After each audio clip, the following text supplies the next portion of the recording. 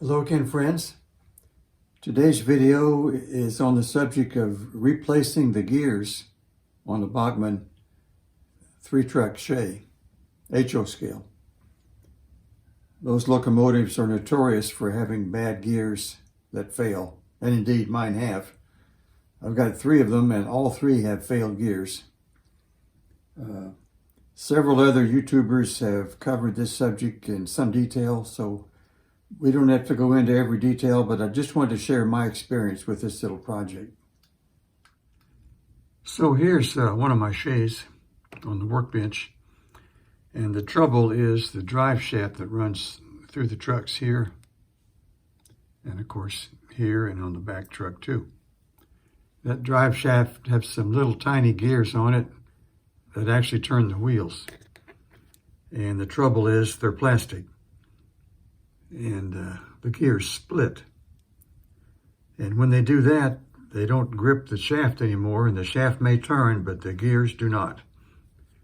And Northwest Shortline has put out a set of replacement metal gears, which seems like the answer. So I got one of those sets, and I've been working on installing them on another Shay that's here also on the workbench.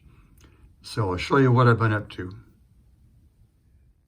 As recommended by a couple of other YouTubers, I got the shaft completely out of the truck here, as you can see. And to do that, you remove some bearing blocks that are just pressed in place to make the bearings for the axles or the shafts. And bend up these cover plates here that cover the gears, and the shaft will fall right out. And here's one of them here from this truck. Over here are some gears that I've removed. 2 of them came from this truck, of course. And if you look at this one right here, you can see the gear is clearly split and no good whatsoever. Sometimes they split so bad they fall off the shaft somewhere on the layout and you don't even know it. And these other 2 gears, although you probably can't see it in the video, they are also split. And so they just spin on the shaft when the shaft is trying to drive the wheels. And the locomotive doesn't go much of anywhere. So that's the problem we're trying to solve here. So what one has to do, of course, is to get the old gears off the shaft, which is no big issue since they're basically loose on the shaft, and then press the new metal gears onto the shaft, which is a real project. It's been suggested that a vise be used to push the shaft through the gears. I tried to do that.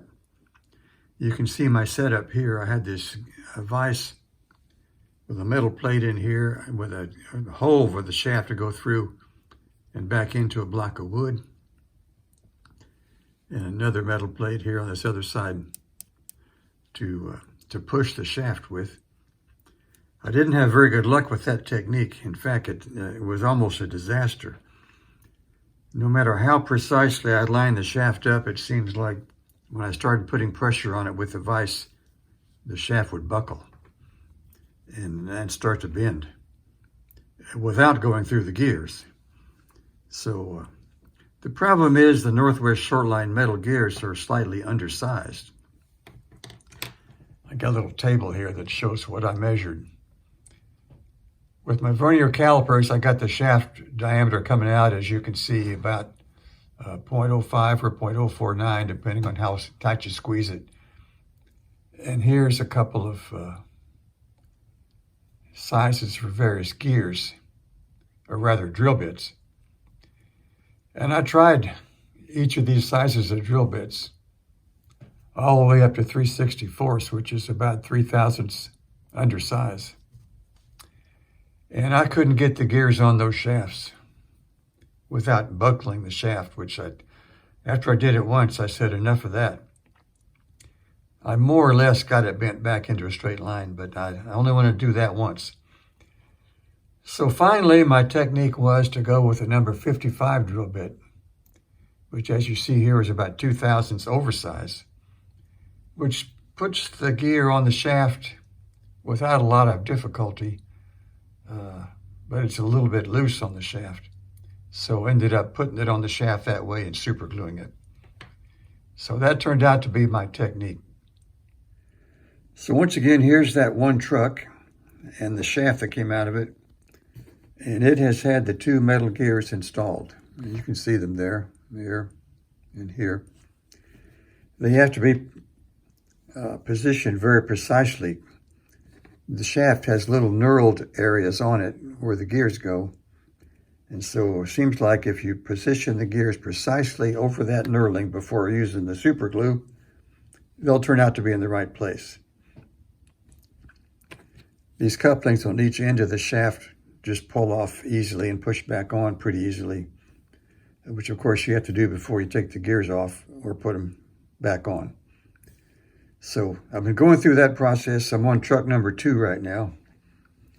It seems to be going okay. The gears seem on there pretty solid right now. And when I get it put back together, we'll try a running test and see what happens. Okay, I got that truck reinstalled on the Shay. I've now put the gears on the front and middle trucks, but not the number 3 yet. But so far, so good. So here it is on the layout. And we'll get her moving. And so she's working.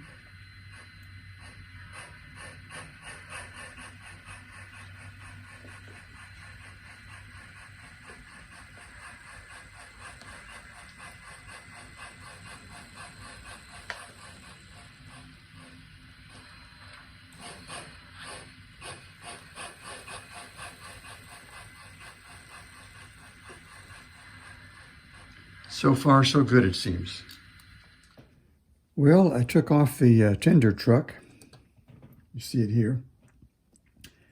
And I discovered that the plastic gears, the original ones, are still working on this truck. I can spin the shaft and the wheels will turn. Put a little bit of pressure on them and they still turn. So I think, for the time being, I'm going to leave well enough alone and leave it as it is. If they fail in the future, still have those other 2 Northwest Shortline gears that can be put in there. So for now, I'm going to put it back together again and see if it'll actually go up a hill and pull a train up a hill. That's the acid test, to see if they got enough traction to do that. So we'll find out here. Well, track testing has revealed a new little problem here. This coupling right here between the second truck and the third truck came off the shaft. And that's just one of those push-on plastic joint things.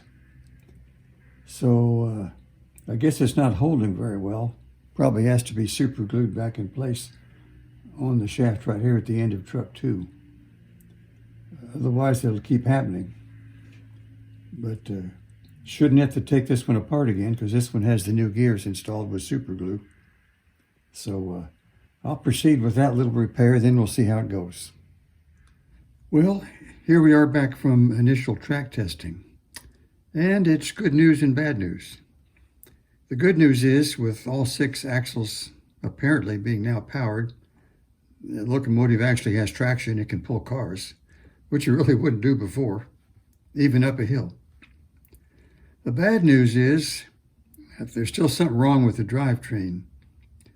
And by the way, this locomotive has a soundtrack to a Tsunami sound system installed. So what I observed was, as it went up the hill, the exhaust note kept suddenly changing, as it does when the motor is under a heavier load, and then going back down again as if under a lighter load.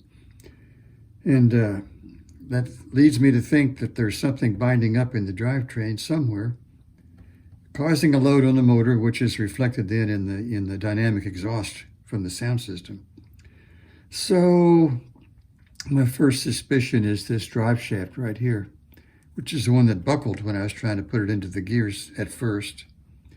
It had been bent almost 90 degrees in that little accident, and I straightened it as best I could. But it's maybe not perfect, so perhaps it's binding up in the gears, or rather in the bearings here, the bearing blocks. The second piece of interesting news was that after a minute or 2 of running, I noticed this drive shaft here was spinning, but this one was not spinning. and thus not driving the front wheels, which of course brought the locomotive to a complete stop. And that could only mean that this little coupling right here on the end of this driveline shaft was slipping on the shaft. And indeed, it had to be doing that. So the fix for that is apparently to super glue that thing back on the shaft very carefully, which I've done, but I haven't tried it yet. And the other option I'm considering is to swap this truck out with one from one of my other Shays. Although it doesn't have the new gears and may not be driving these two axles, it may prove one way or the other whether this drive shaft here is any good or not. We'll see if the binding clears up when I switch trucks. So that's the next step here. Well, here we are back from yet another track test. This time I did swap out the front truck with an unmodified truck from one of the other Shays. So the front truck is unmodified. The second truck is the one with the new gears. And still the third truck is the unmodified one that appeared to have good gears. So the results of the track test. It did seem to run smoother. It didn't have the exhaust tone jumping suddenly up and down, which seems like a good sign. But a new little problem cropped up. Another case of these couplings slipping on the drive shaft. Again, this time the drive line was turning all the way back to the back of the second truck, but this shaft going to the back truck was not turning, so the coupling right here was slipping on the axle, or the drive shaft rather. So one more time, it looks like a little super glue needs to be put in there to keep that coupling from slipping. So this is turning into a long road. So we'll see how that one goes. Well, okay, here we go one more time with the track test. And again, the configuration is the same. The front truck is an unmodified truck. I believe that the front axle is not being driven, but the rear axle probably is. And the middle truck is the one with new gears, and the rear truck is the one with no mods, but appears to have two working old gears in it. So as we come out of the yard here, you see we're going to go around a curve to the right and up a hill that's probably a 4% grade or something like that. So it's a good test. And I got 3 empty log cars attached to the engine here, which is a typical train on my small layout. So we'll give it a little shot here.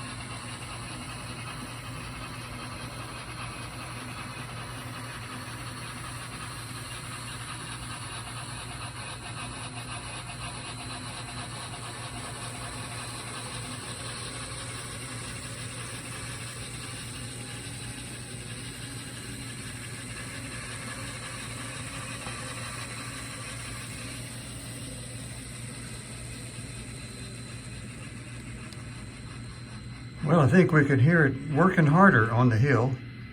Also seems to work harder going around curves, especially the tighter ones.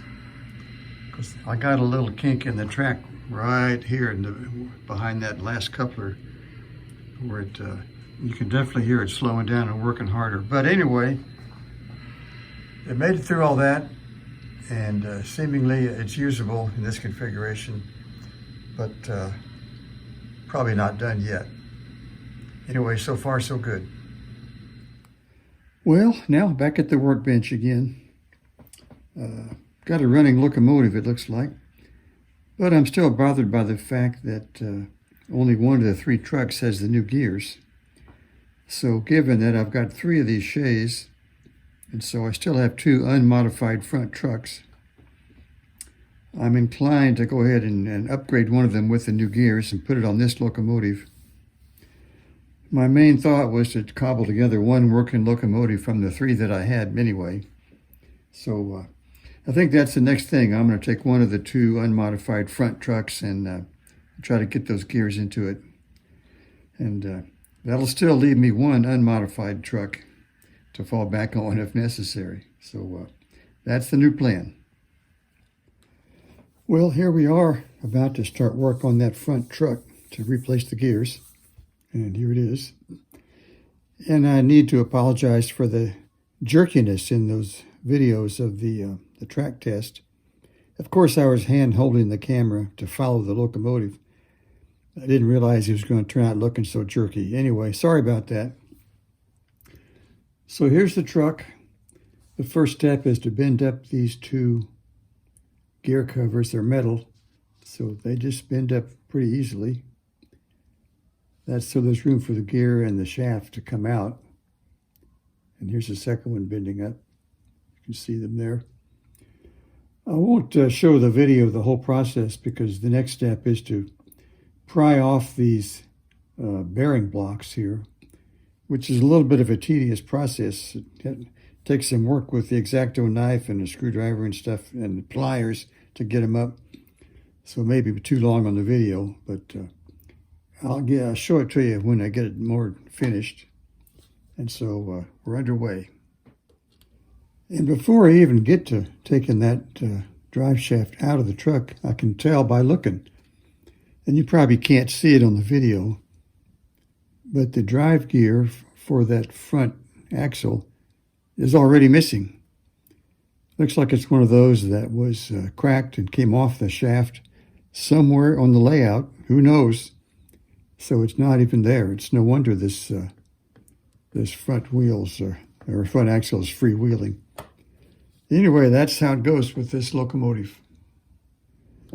Well, I've got this right-hand bearing block loosened now. I think I can show you me pulling it off with the pliers here. Yeah, there it comes. So you see what's left of the 2 holes the press fit pins go into, and it uncovers the shaft where the gear is supposed to be, but there is no gear. And likewise, on the rear bearing block, with it loosened up a little bit, it's coming off too. So there we go. And with that, the drive shaft comes right out, just like so. And indeed, you can see it's only got 1 gear on it, and the other one's missing. And so it goes again. So this gear that's on the shaft, I found out you can loosen it with a little bit of a tug, after which you can just pull it right off. And there it is. It's not very big. I'll look at it with a magnifier to see whether it's cracked or not. Well, the bottom line is this plastic gear, the one that was on the shaft, looking at it closely with my magnification, it does not appear to be cracked.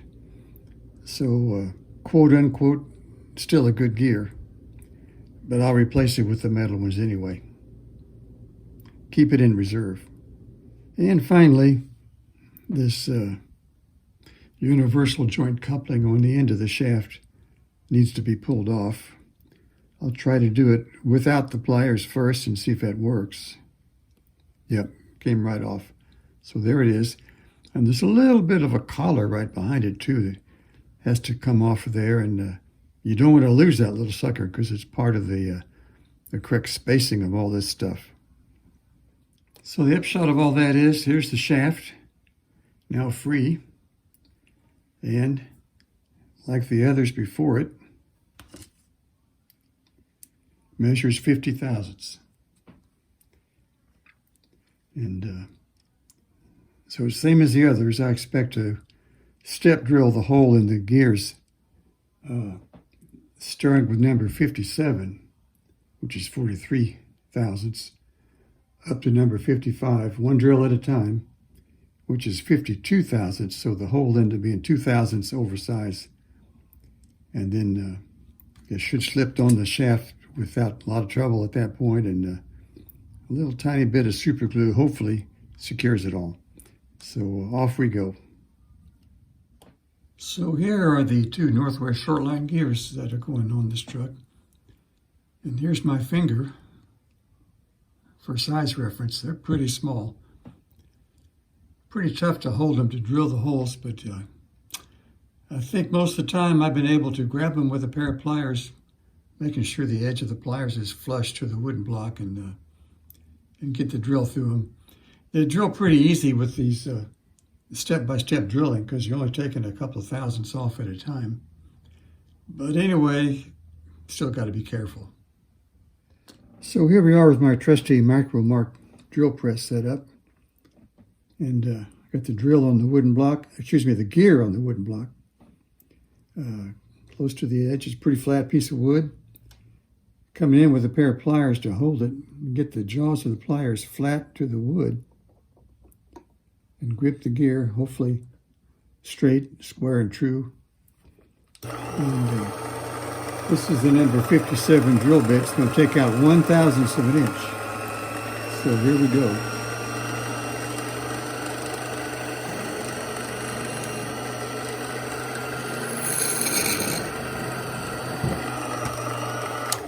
Just like that. So I'll keep repeating that process up through the number 56, the 3/64, and finally the number 55. And that'll be the one that's just a couple thousandths oversized. And then we'll put them on the shaft. Okay. After step drilling up through several different drill sizes, here we've got the two gears on the number 55 drill. As you can see, they're drilled out. And so we're going to proceed to fit them to the shaft.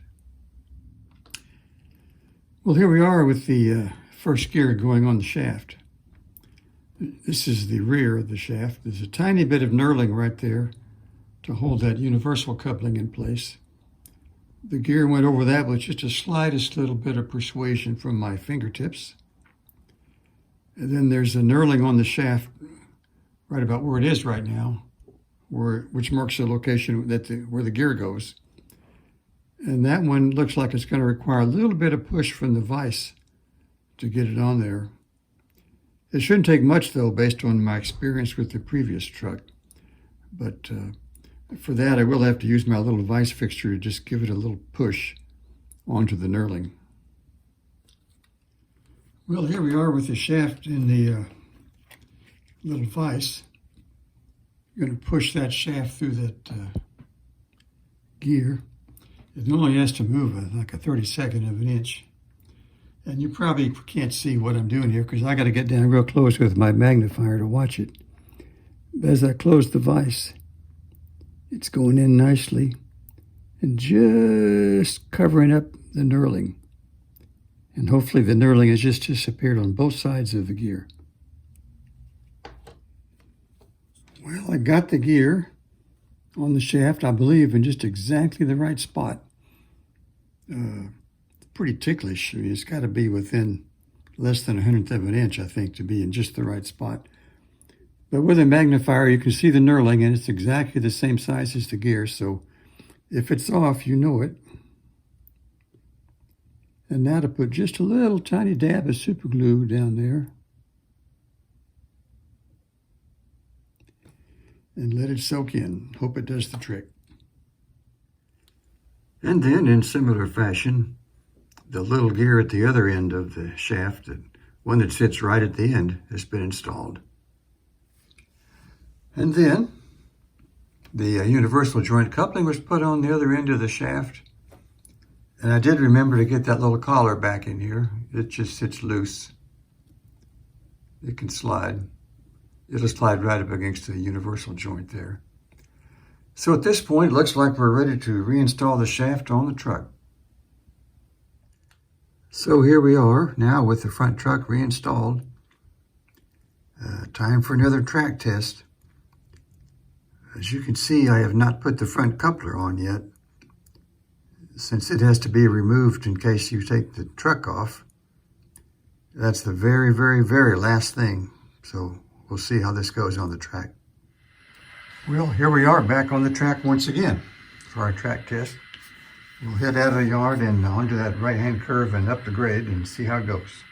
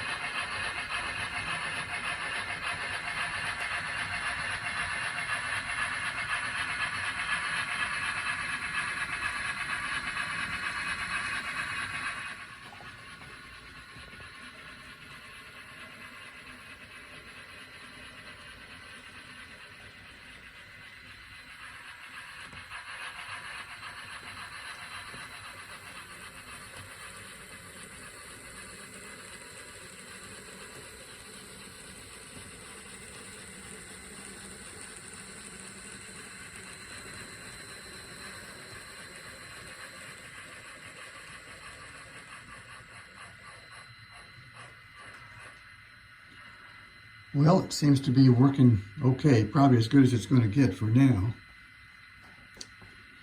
Although those two plastic gears in the rear truck still bother me. If I can find another set of those Northwest Shortline gears, I'll probably get it and fix that rear truck too. But for now, I think hopefully, fingers crossed, we're in business. Well, and although it seems to be coming out pretty well, we're not done yet. Now that I've got a working locomotive again, I have plans to paint the cab roof red, and I got some details to throw on the deck of the tender, and there they are. And of course, I still have to put the front coupler back on. So I got to get some red paint and take care of these last details, and then it's off to the layout. Well, here's the finished product on the layout. Having it running again was so inspiring. I did a little detail work. Painted the cab roof red, as you can see. Threw some details on here. There's some chain hanging here, some chain here. A ladder stuck on here. Repainted the toolboxes. And threw a bunch of junk here on the tender deck. So, for the time being, looks like we're in business. Well, thanks for watching, everybody, and thanks for joining me on this great adventure. Looks like old number 5 is back in action. So, time to go pick up some log cars and get them moved. And see you next time.